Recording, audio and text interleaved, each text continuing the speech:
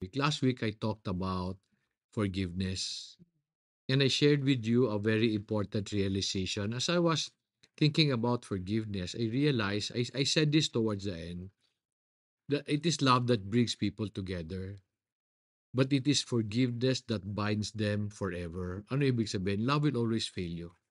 Di ba? Katong nagminyo mo, may expectations, and yet your expectations did not happen.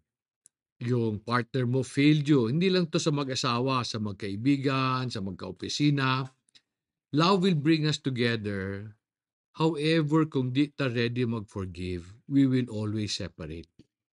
I realize many of the division that happens is because those involved were not ready to forgive. We'll talk about that more because I'm sharing this to you this evening because I realize something important again. So, I also use the church as an example. Di ba? Daming division sa simbahan. Okay? And many churches feel that as they divide, they multiply. Nag-divide, yung 1,000 naging 2,500. Mamaya nag-divide, naging 4 na 250.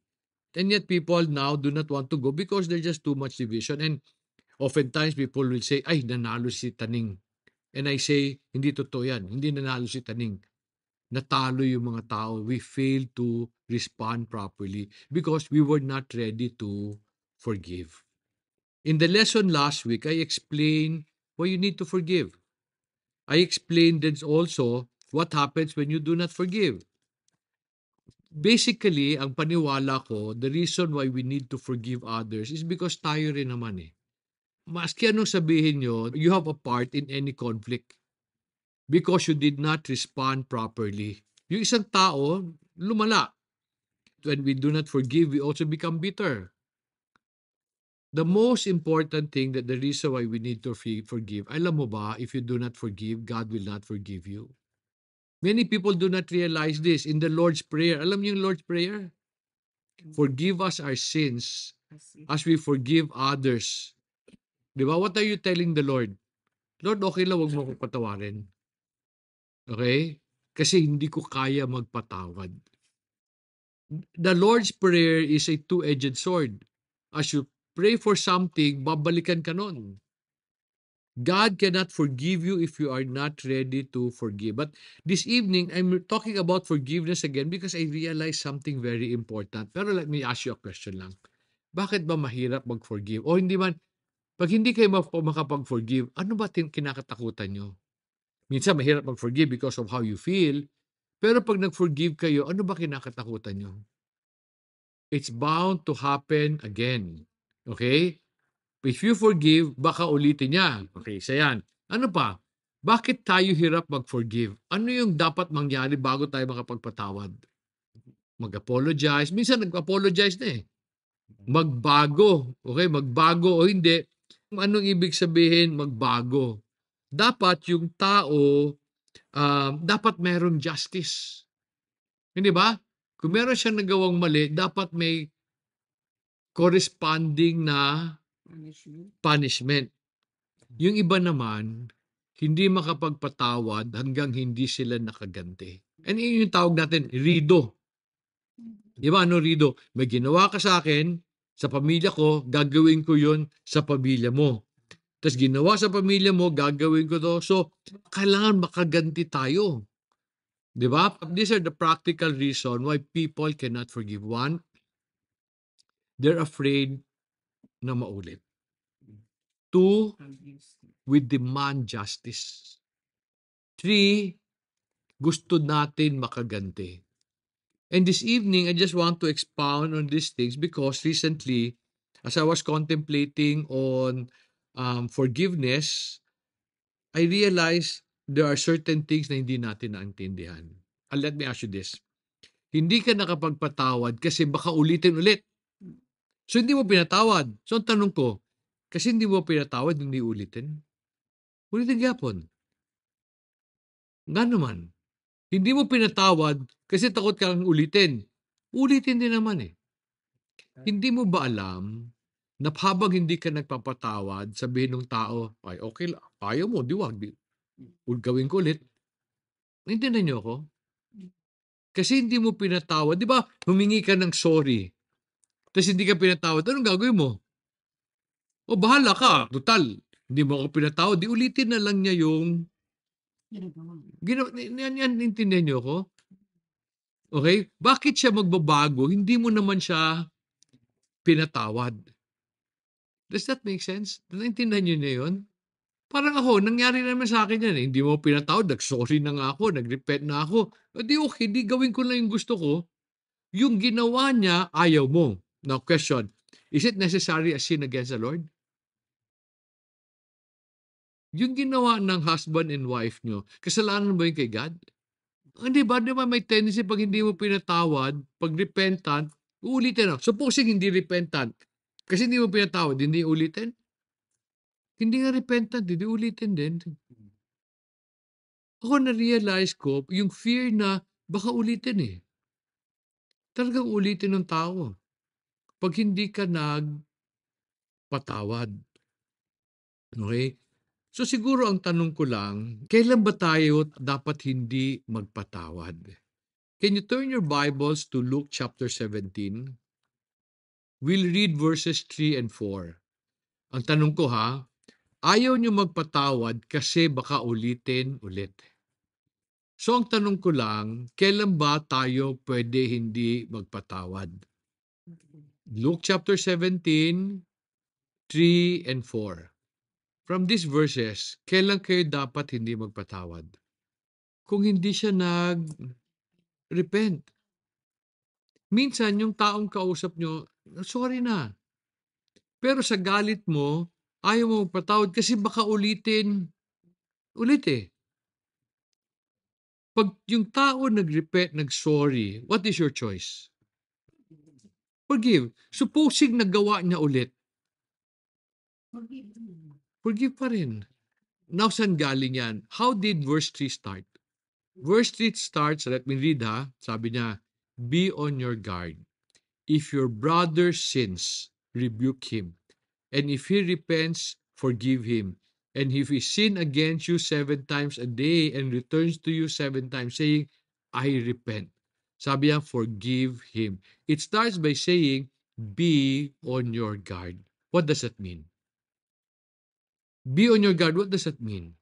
You should be careful of what? Careful na baka ulitin niya? No. Ulitin naman niya eh. Careful of what? Kasi ikaw sinabihan you be careful. Be on your guard. Ikaw, ano ang posible mong gawin? Sabi ni Jesus, you be careful. There's a person who's asking for forgiveness. You be careful of what? Oh, be careful of not being forgiving. Di ba? While tama, may kasalanan siya, but be careful na hindi ka magpatawad. Kasi sabi ko sa inyo kanina, di ba? Kailangan rin yun naman magpatawad. Minsan lang, feeling natin, mas malaki yung kasalanan niya. Totoo ba yan? Mas malaki yung kasalanan niya? Posible. Di ba? Pero who said na mas malaki kasalanan niya? Sino nagsabi? Ikaw. Sa ano sabi ni God? Pareho lang naman kayo may kasalanan na. When the husband does not love, when the wife does not submit, sino mas malaki kasalanan? When the employee does not respect his boss, when the boss is unfair to the employee, sino mas malaki kasalanan? Di ba, in the eyes of the Lord, they're the same. Be careful. Be careful that you be so proud na hindi ka magpatawad. Bakit? Kasi kailangan mo rin patawarin. Unfortunately, in many couple, pansin ko lang to as I talk to all my people and all my friends, feeling ng mga misis, ang laki-laki parati ng kasalanan ng mister nila. Now, this is not a joke Parang parati masyadong seryoso ang kasalanan ng mister. Yung kasalanan ng misis, minsan ng lalaki, hindi niya iniisip. I'm just saying this because pag-uwi ng mga tao sa bahay nila, lumabas kasalanan mo, hindi mo ginawa to, kasalanan mo, hindi mo ginawa to, kasalanan mo, hindi ginawa. Ang tanong, kasalanan ba talaga yun? Hindi. Di ba? Pero pagdating, kasalanan. Ako, aking observation yun. In fact, this is also something I learned when they talk about marriage. Ang napag-uusapan parati kasalanan ng lalaki. Now, ito lang reaction ko. I'm saying this. pare-pareho ang kasalanan kasi lahat ng lalaki pare-pareho. Parehong bungol. Okay? Pareho pag inutusan, nakalimutan. Di ba? Pareho pagdating sa bahay, nakahiga lang. Di ba? Pare-pareho ang ugali ng lalaki. And you get very irritated. Now, what am I saying? Because they're just normal. They're really not sin. Akala nyo abnormal, pare-pareho. Pare-pareho kami. Bakit? Kasi pare-pareho rin kayo. These are our nature. Okay? Let me give you an example of lalaki. Pag ang lalaki nagtrabaho ka, pag uli mo, anong gusto mong gawin? Higda, lingkod, kaon. Tapos sabihin ng misis, uy, tumulong ka naman. Di ba? Hindi mo ginawa to, hindi mo ginawa to. Ang lalaki gusto lang niya mag-relax because it's a home. It's his home, di ba? It's time to relax. Pag ginanon mo, mamaya, may irritate yan. Okay? Lahat ng lalaki ganon. We just want to go home. Sit down and eat. And minsan, many women get irritated kasi feeling hindi ka man lang tumulong sa bahay. Yung ibang lalaki, upo. Like ako, upo ako. Okay? Kasi gusto ko kumain. Ayokong sinusumbatan ako. I'm just telling you, we're all like that. Men are like that. Pero you get irritated pag ganun kami. What am I saying? Many of these are not necessarily sin. Pero you get irritated. Now, I'll tell you naman, it is another, akin lang to, wala to sa libro ha. Okay? I always say, alam mo, ang babait ng mga girlfriend pag girlfriend.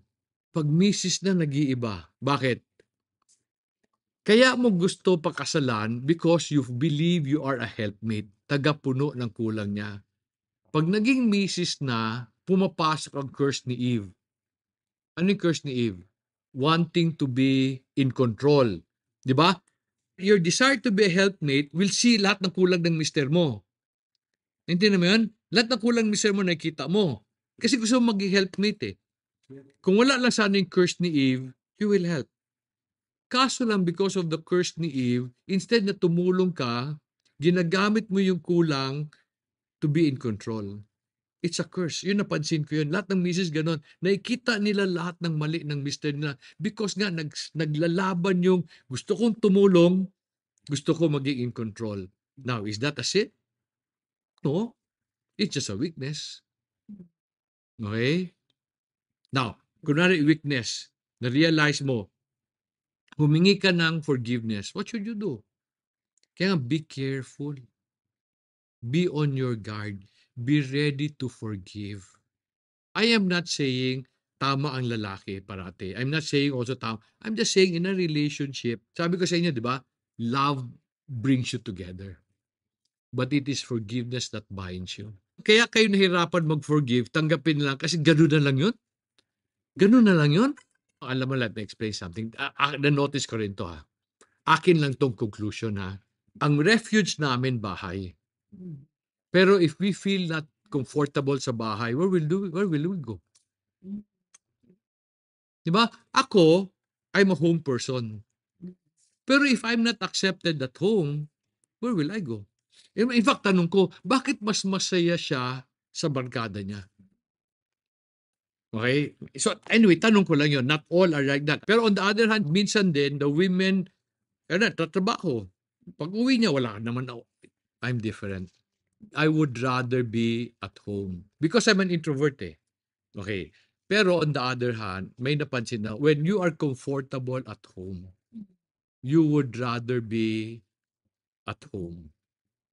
Okay? So, importante din sa mga misis to make the home a home. Of course, meron mga lalaki, mabarkada talaga. Ito naman sasabihin ko sa misis, alam mo naman yan, pinakasalan mo, ganyan yan eh. Okay? Why expect something else? Like for example, meron kaming tao, palahubog yun.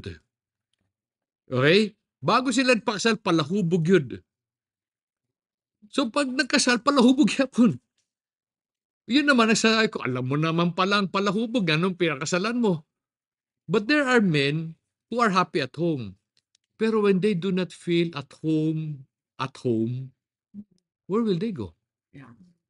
Diba? Now, I'm not saying it's their fault. I'm not saying it's a fault. I'm just saying pinagtatrabahuan yan. Okay? Kaya nga sinasabi ko, di ba? Forgiveness is very, very important. Okay? Forgiveness is important because it's the one that binds relationship because both of you will fail each other. Ganon din sa kumpanya, ganon din in any relationship, you will fail each other. Okay, yun yung isa. Sabi ko sa inyo, ayaw mo mag-forgive kasi takot ka baka ulitin. Ulitin naman eh. Whether you forgive or not, ulitin. Pero the other reason why ayaw mag-forgive because you demand justice. Dapat may kabayaran. Now, question, is justice biblical? May bayad ang kasalanan. Is that biblical? Oh yes, it's biblical. God always demands payment for sin. In fact, makita nyo yan sa Numbers chapter 5, verse 6 and 7. Let me read that. Sabi ng Numbers chapter 5, verse 6. Speak to the sons of Israel. When a man or a woman commits any of the sins of mankind, acting unfaithfully against the Lord, and that person is guilty, then he shall confess his sins which he has committed, and he shall make restitution in full. What is restitution? Bayad sa kasalanan. Kung magnagnakaw ka, sabi dito, make restitutions in full for his wrong and add to it 1/5 of it and give it to him whom he has wronged. May bayad, meaning isoli mo na, meron pang 20%. God requires justice. Okay? Lahat ng kasalanan dapat pagbayaran. So, tayo, may ginawa siyang kasalanan, dapat ba niyang pagbayaran? Now, let's talk about this. Let's talk about this. Ano sabi ng Romans chapter 6 verse 23?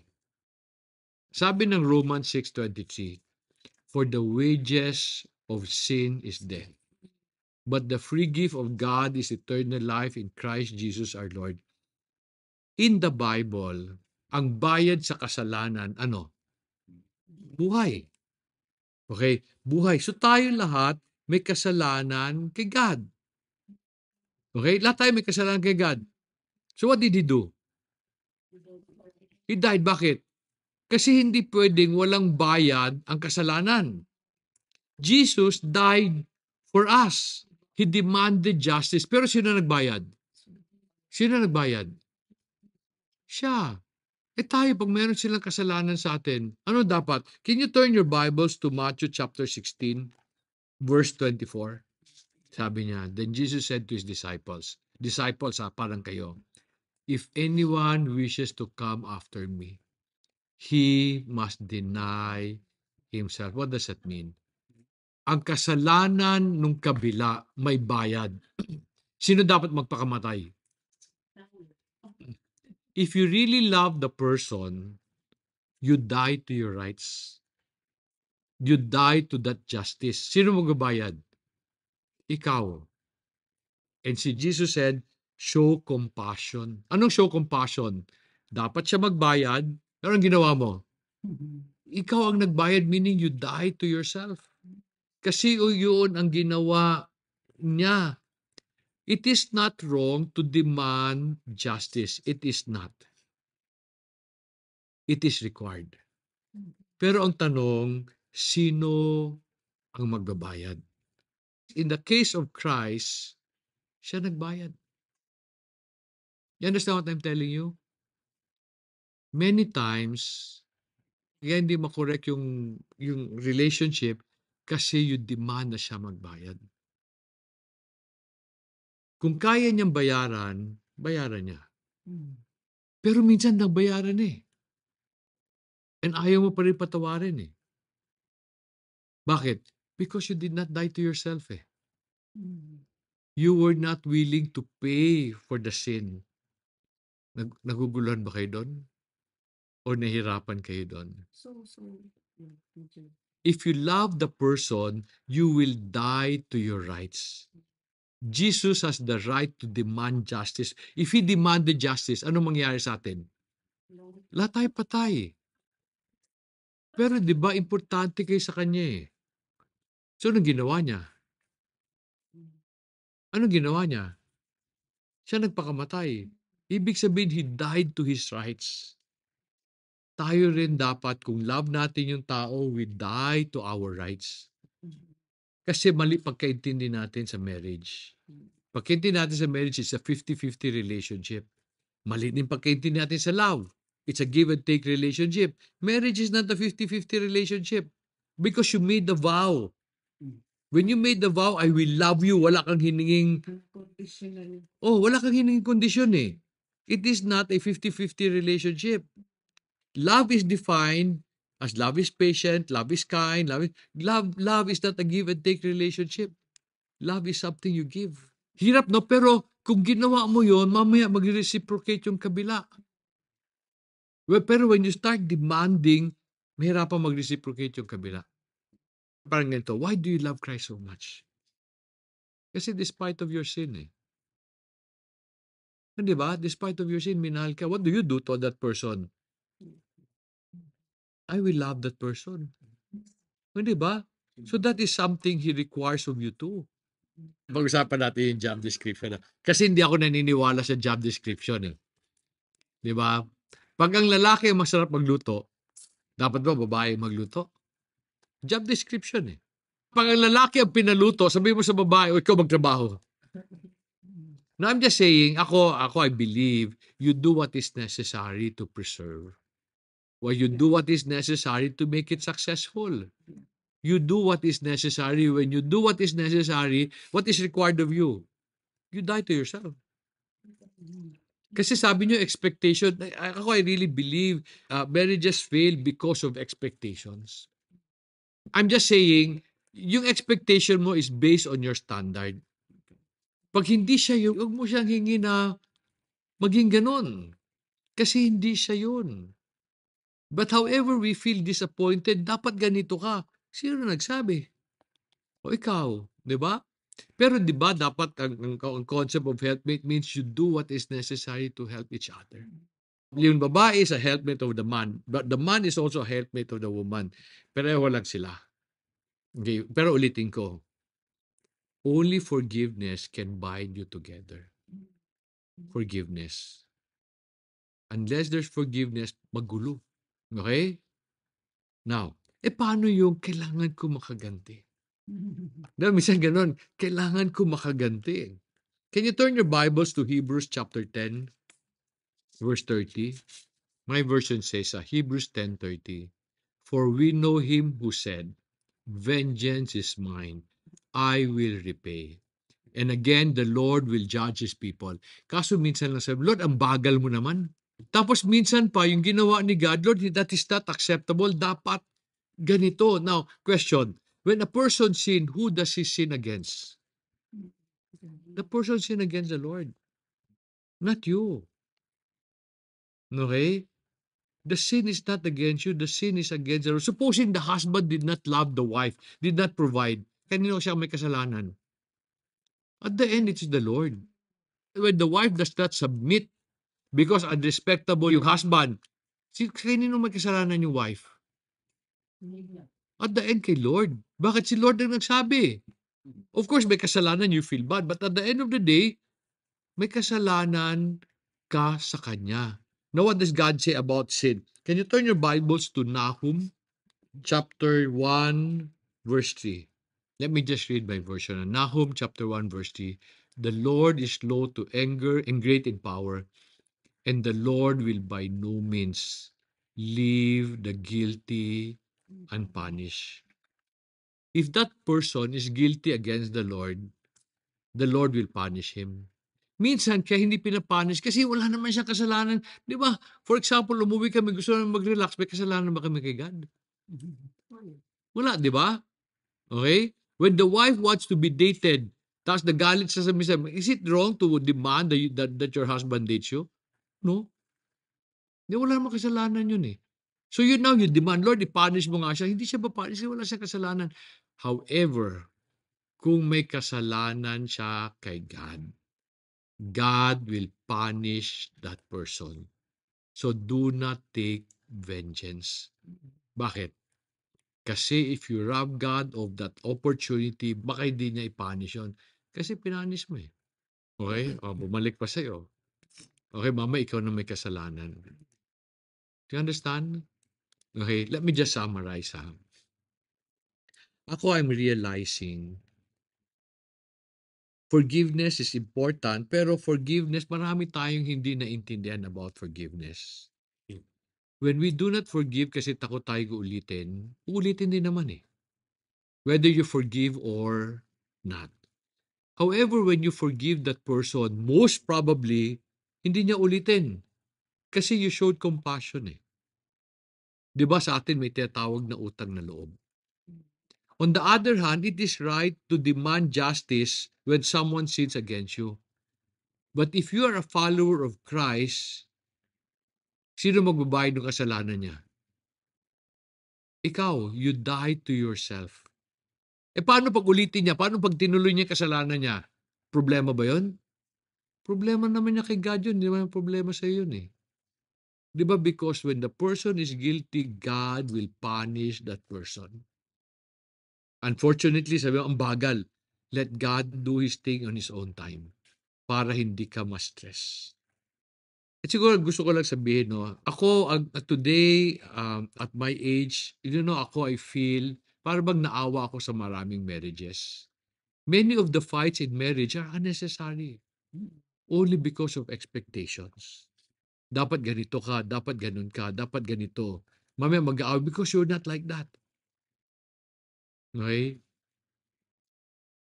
I'm hoping that my son will have a good marriage. Pero sana maintindihan nila. Many of those fights are unnecessary. When someone fails, forgive. It is right that they talk about it para magkaintindihan. Pero yung kikim-kimin mo na hindi ka magkapatawad, why? I'm talking from experience, di ba? Looking back, sayang, no? Sana I could have had a better marriage.